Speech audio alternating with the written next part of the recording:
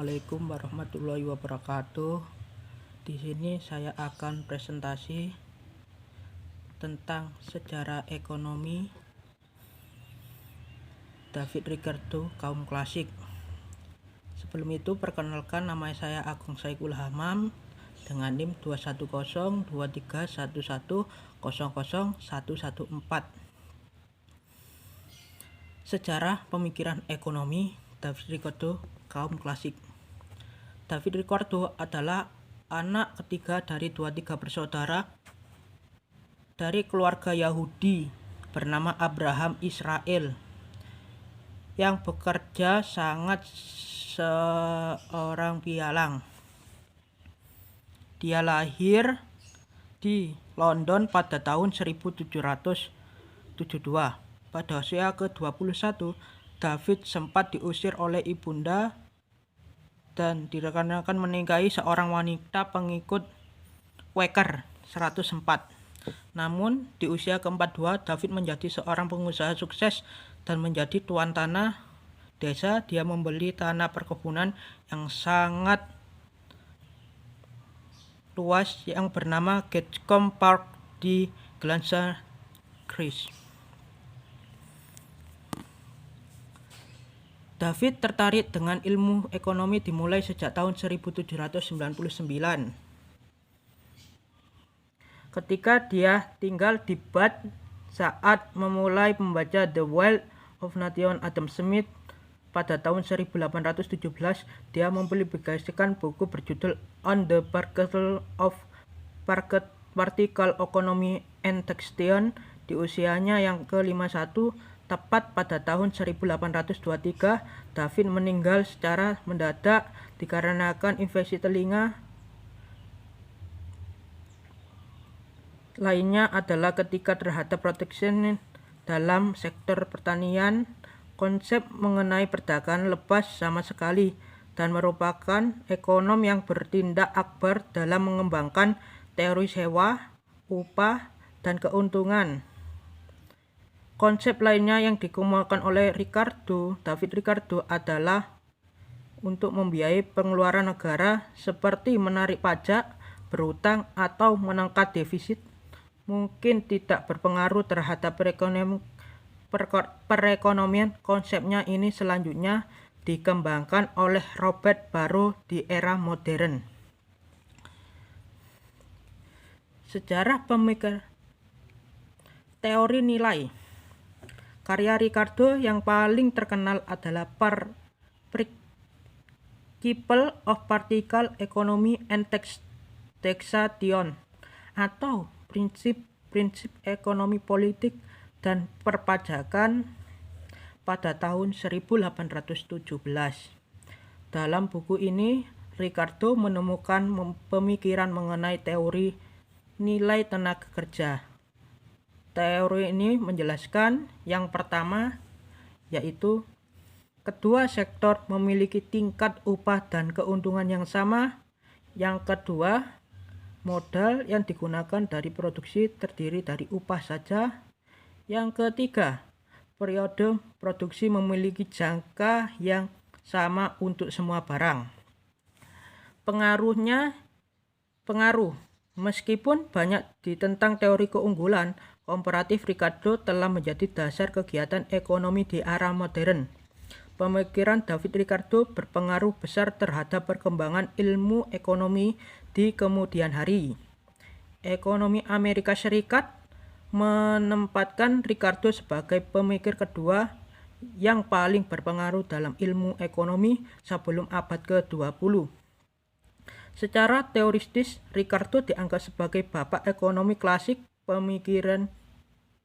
Pemikirannya juga telah melahirkan berbagai aliran ekonomi seperti sosialisme, juga telah melahirkan Ricardian, mazhab George Neo-Ricardian, dan memicu berkembangnya teori-teori lain seperti teori pertumbuhan, evaluasi, konsep pertukaran yang tidak sama, teori perdagangan bebas, Neo-Ricardian, dan sejumlah teori lainnya yang dikembangkan dari pemikirannya.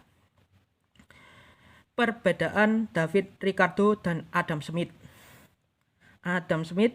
Yang pertama yaitu spesialisasi internasional dan efisiensi produksi.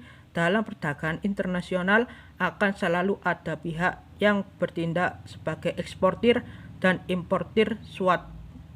Suatu negara akan mengimpor barang dari negara lain apabila barang tersebut diproduksi di dalam negeri justru tidak akan efisien atau kurang menguntungkan.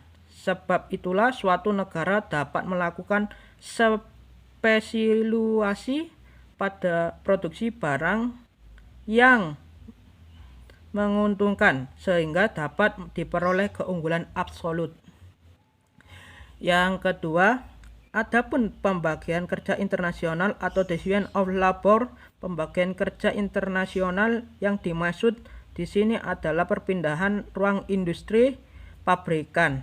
Artinya proses produksi suatu barang tidak pantas di suatu negara saja.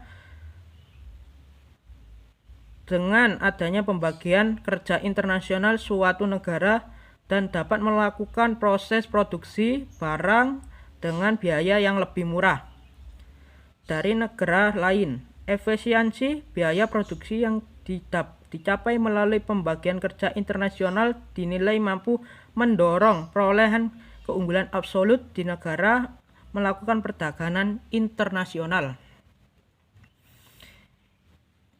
Teori David Ricardo yang pertama yaitu perdagangan internasional hanya dilakukan di antara dua negara. Yang kedua, objek barang atau komoditi yang diperdagangkan ada dua jenis saja.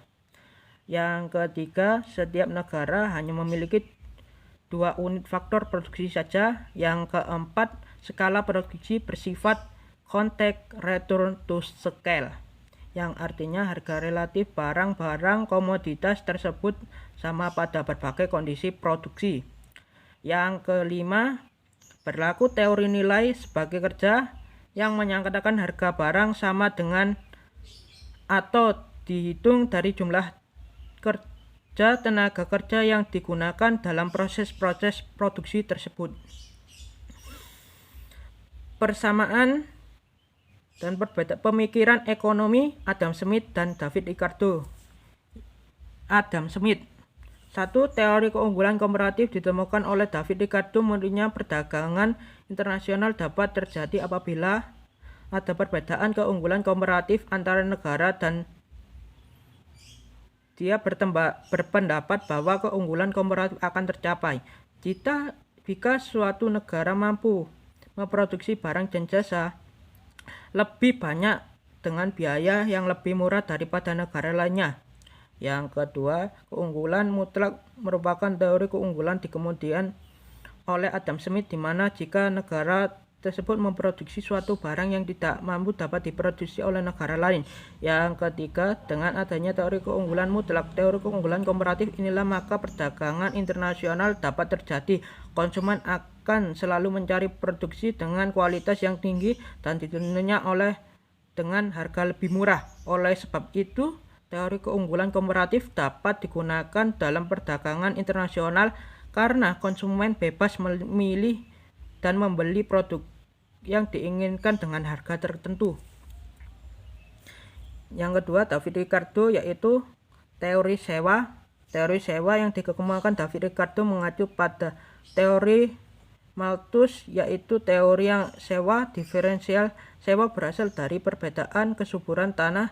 Ketika tanah semakin menurun kesuburannya, maka sewa diferensial akan naik. Yang kedua, teori tentang upah. Upah bekerja menurut David Ricardo tergantung pada keperluan subsisten,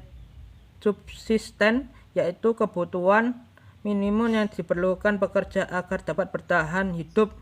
Kebutuhan minimum yang dimaksud oleh Ricardo adalah kebutuhan yang tergantung pada lingkungan dan adat istiadat. Jika standar hidup meningkat, maka upah yang dibayarkan kepada pekerja yaitu meningkat. Yang ketiga, teori laba. Keuntungan atau laba adalah residu setelah kaum kapitalis membayar upah pekerja mereka dan membayar sewa tanah kepada pemilik. Filosofi ekonomi David Ricardo. Pemikiran terkenal Ricardo adalah kritiknya terhadap proteksionisme dalam sektor pertanian. Pemikiran mengenal perdagangan bebas dan merupakan ekonomi yang berperan besar dalam pemikiran teori sewa, upah, dan keuntungan. Pemikiran yang lain dikemukakan David Ricardo adalah ekuivalensi Ricardian yang berteman bahwa kebijakan pemerintah untuk membiayai pengeluaran negara seperti menarik pajak, berhutang, dan menekan defisit mungkin tidak berpengaruh pada perekonomian. Pemikiran ini kemudian dikembangkan oleh Robert Barro di era modern. Nilai ekonomi yang diarahkan.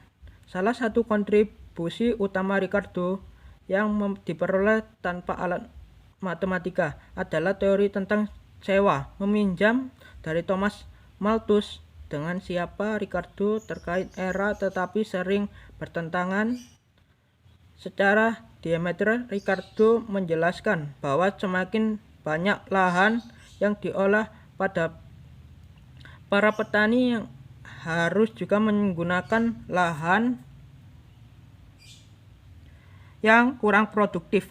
Tetapi karena kandang jagung dari tanah yang kurang produktif dijual dengan harga yang sama untuk menyewa tanah yang sangat produksi. Hasil pemikiran tanah bukan pertanian penggarap yang diuntungkan dari tanah produktif. Temuan ini bertahan dari menjelaskan berbagai hasil pertanian tidak membantu petani itu. Para ekonom menggunakan alasan serupa untuk menjelaskan mengapa berbagai manfaat undang-undang yang membatasi jumlah taksi bukanlah pengemudi taksi itu sendiri, melainkan memilih jumlah medal atau lisensi taksi yang ketika pembahasan pertama itu harus diperlakukan. Yang terakhir yaitu instrumen kebijakan yang digunakan. 1. Teori sewa. Teori sewa yaitu dikemukakan oleh Ricardo mengacu pada teori Malthus, yaitu teori sewa diferensial. Sewa berasal dari perbedaan kesuburan tanah. Ketika tanah semakin menurun kesuburannya, maka sewa diferensial akan naik. Yang kedua, teori tentang upah. Upah pekerja menurut Ricardo tergantung pada keperluan subsisten, yaitu kebutuhan minimum yang diperlukan pekerja agar dapat bertahan hidup.